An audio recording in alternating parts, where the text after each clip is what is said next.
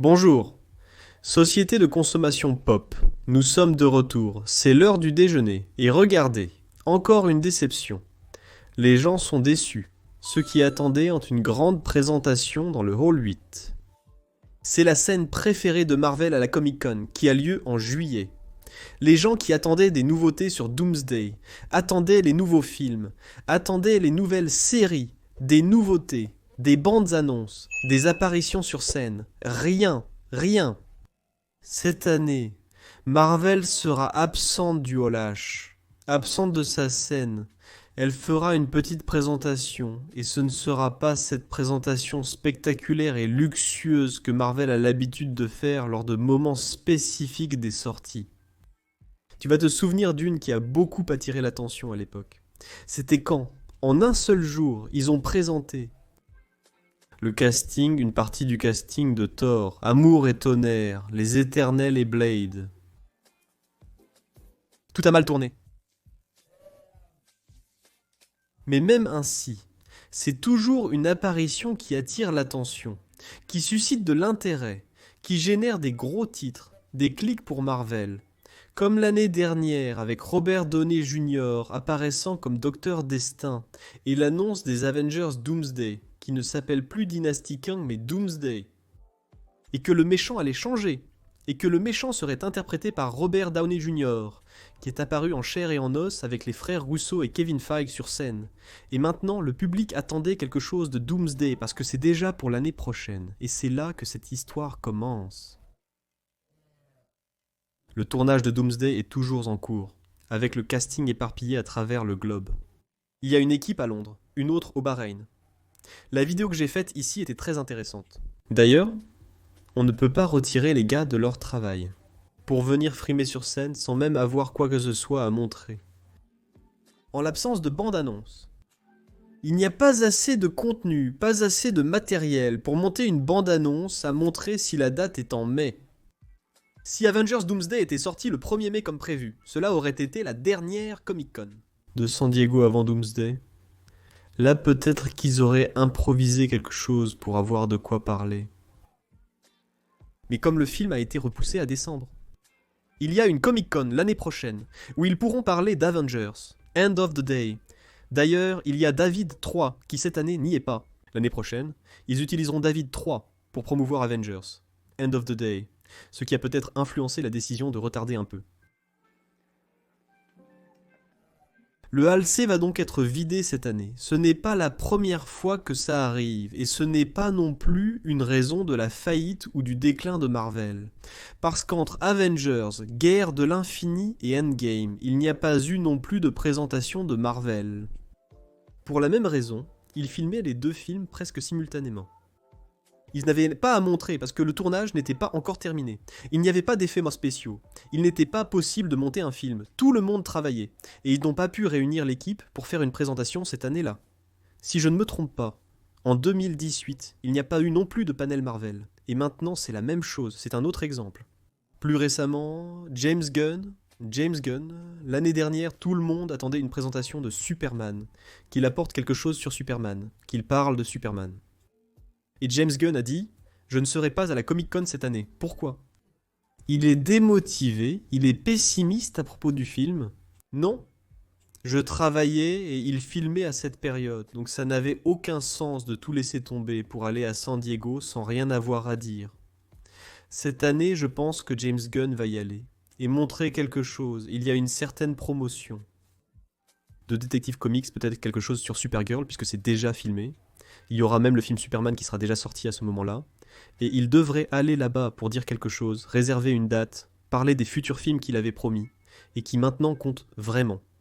Donc je crois que la présentation du Detective Comics U sera meilleure que celle du Marvel Cinematic Universe, que celle de l'univers cinématographique Marvel. Parce que c'est à un autre moment. C'est le moment de lancer, de faire du marketing. Et Marvel est encore en train de produire. Et l'attente de quelque chose concernant Doomsday peut être une arme à double tranchant. S'il y avait quelque chose à montrer, ce serait un spectacle, comme Robert Downey Jr. en Docteur Fatalis. On n'a pas discuté de descendre ce jour-là. Cependant, Ça pourrait être quelque chose qui décevrait le public. Tout le monde attend de voir quelque chose, de voir des coulisses, de voir un costume, de voir Docteur Fatalis. Et il a tout simplement faire l'égyptienne et dire que je ne suis pas. Je ne suis pas au courant, je suis en dehors, je ne veux pas en parler, et ainsi décevoir le public. Alors je suis ici pour vous parler de Wonder Man, je m'en fiche de Wonder Man, c'était Doomsday. Je pense que Marvel pourrait en parler dans les prochains films. C'est quelque chose qui est bizarre.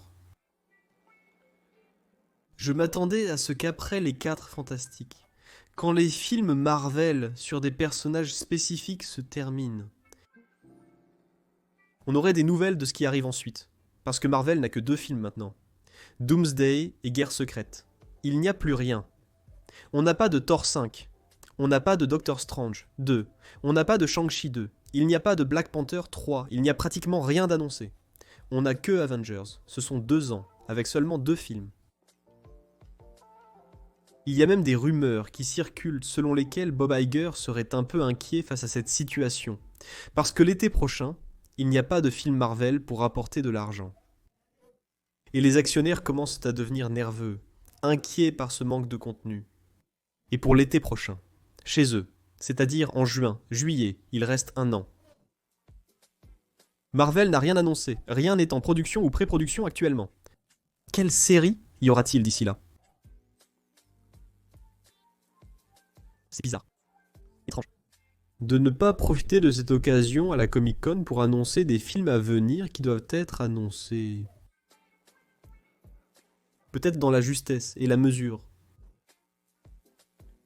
Ils se sont peut-être dit, écoute, peu importe ce qu'on va annoncer, si on ne parle pas de Doomsday, ce sera une déception pour le public. Donc il vaut mieux ne rien dire plutôt que de décevoir le public, même si on annonce 4 films à venir. Si on annonce un film X-Men avec une date en 2029, 2030, malgré tout, le public sera déçu de ne pas avoir vu Dr Titino, qui est déjà dans le buzz du courrier fantôme, attendant soudainement. Et là, nous allons décevoir, peu importe ce qu'on montre, parce que notre joyau de la couronne, notre sortie la plus importante, on n'a rien à dire dessus, donc il vaut mieux ne rien dire. Donc peut-être que c'est ça la solution, et il n'y aura pas de film l'année prochaine. Il n'y a que les Avengers. Il n'y a que les Avengers. Ils vont rester de juillet de cette année jusqu'en décembre de l'année prochaine, sans film Marvel, seulement avec les Avengers. Il y aura un cœur de fer là. Il y aura un Enderman par là. Magneto, peut-être un Débol de la 2e saison qui était déjà tourné. Seulement la télévision et ensuite direction Avengers. C'est risqué. Et les actionnaires doivent être un peu effrayés par cette situation. Une décision a été prise là où il n'y a vraiment pas de film. Les gars vont aller jusqu'à la guerre secrète sans film, ou alors ça va être annoncé lors d'un Investors Day, dans un événement plus petit.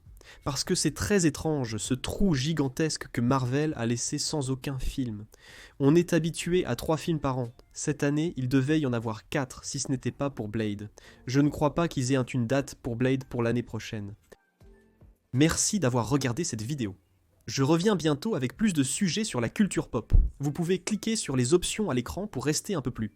Vous avez aussi dû remarquer le Care Coach, là pour aider notre ami Piroula, qui traverse une période difficile.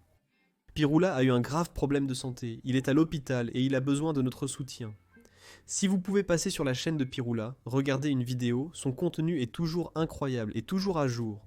Alors faites-lui ce petit coup de main, et à moi aussi qui suis ici. Je vous demande de l'aide. Merci beaucoup et à très vite. Salut!